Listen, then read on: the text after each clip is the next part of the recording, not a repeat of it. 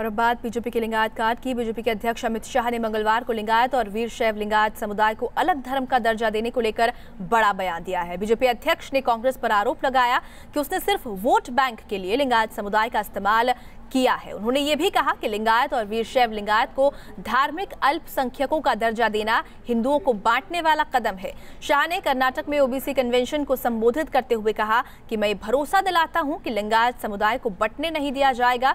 जब तक बीजेपी है तब तक कोई बंटवारा नहीं होगा। लिंगायत समुदाय को धार्मिक अल्पसंख्यक का दर्जा देने की सिद्धरमैया सरकार की सिफारिश को भी केंद्र सरकार स्वीकार नहीं करेगी। को बता दें, कर्नाटक में 18% लिंगायतों की आबादी है और सिद्धरमैया सरकार ने उन्हें अल्पसंख्यक का दर्जा दिए जाने का ऐलान किया था। लेकिन इस बीच बीजेपी के राष्ट्रीय अध्यक्ष अमित शाह ने यह साफ कर दिया है कि लिंगायत समुदाय को अलग धर्म का दर्जा केंद्र सरकार नहीं देगी और जब तक बीजेपी की सरकार है तब तक कोई इस धर्म को बांट नहीं सकता।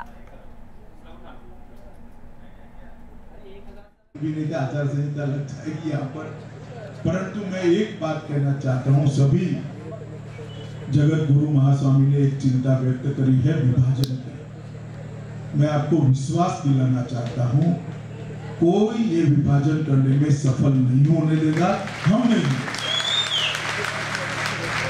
और ये दायित्व आप लोगों का नहीं, ये दायित्व हम लोगों का है। अगर राजनीति के कारण कोई ये षड्यंत्र करता है तो भारतीय जनता पार्टी जब तक है, सरकार चाहे किसी की भी बने, ये कभी संभव नहीं होगा कि इस राजनीतिक कारणों से धर्म और संप्रदाय में विभाजन। इतना हमारा कमिटमेंट है।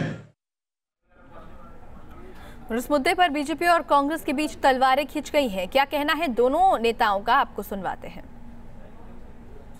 अमित शाह जी को शायद पता नहीं है, माइनॉरिटी स्टेटस एक राज्य सरकार देती है, केंद्र सरकार देती है।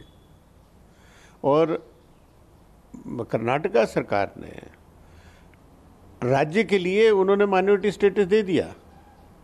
अब केंद्र सरकार के पाले में है, वो वहाँ करते हैं या नहीं करते हैं उनके ऊपर है, लेकिन केंद्र सरकार की मंजूरी उसमें नहीं चाहिए। वहाँ कर्नाटक में जब लोगों की लिंगायत समाज की एस्पिरेशंस थी, मांग थी, कमीशन की रिकमेंडेशन थी, कमीशन की रिकमेंडेशन एक्सेप्ट की गई और उसमें सरकार ने कार्रवाई कर दी, तो उसमें इतना भड़कने की क्यों ज़रूरत है। आज जो जनता की सरकार है, जनता की जो मांग होगी उसको अगर पूरा करती है तो उसका अभिनंदन करना चाहिए उस सरकार का।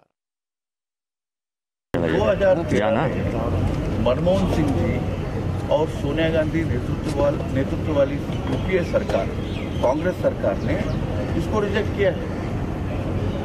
यानी वो जो रिजेक्ट किया हुआ प्रपोजल फिर से सिर्फ चुनाव के लिए पुनरुज्जीवित करके लेके आ रहे हैं सिद्धरामैया जी। ये तो राजनीतिक खेल है। उनका एक ही मकसद है, येडियुरप्पा जी मुख्यमंत्री नहीं बने, ऐसे उनको रोकने का।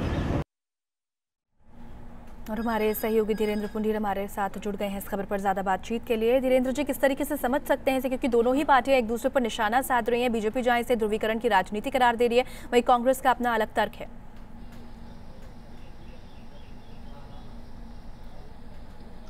देखिए, अगर इसको देखें तो बीजेपी ने अपना रुख साफ कर दिया। इतने दिन से एक लाइन लेने के लिए बीजेपी से दिख रहा था कि किस तरह से इस 18% वोट बैंक के कार्ड को, जिसको सिद्धरामैया ने आखिर में खेला है और अपने लिए कांग्रेस राज्य इस चुनाव के लिए तुरुप का इक्का मान रही थी, वहाँ बीजेपी ने अपनी लाइन साफ कर दी। उसने पूरी तरह से एक तरफा रुख लिया कि वो किसी भी कीमत पर बंटने नहीं देगी। यानी जो वैश्य संप्रदाय है, जो पूरा मिला के जिसमें दो हिस्से होते हैं, वैश्य और लिंगायत के बीच के, उसमें एक हिस्से को पूरी तरह उन्होंने एक अपना जो कहें कि टारगेट रखा है। इसके साथ साथ लिंगायत का एक बहुत बड़ी तादाद जो इस बात को पॉलिटिकली मोटिवेटेड देख रही है, क्योंकि 2013 में यही यूपीए की सरकार थी, उसने उसके इस प्रपोजल को रिजेक्ट किया था। लिहाजा उस चीज़ को उठाकर बीजेपी अब इस चुनाव में लिंगायत वोट बैंक को एक रखने के नाम पर बाकी तमाम जो समुदाय हैं उनको अपने टारगेट पर रखे हुए हैं। और इसीलिए ये क्लियर लाइन जो है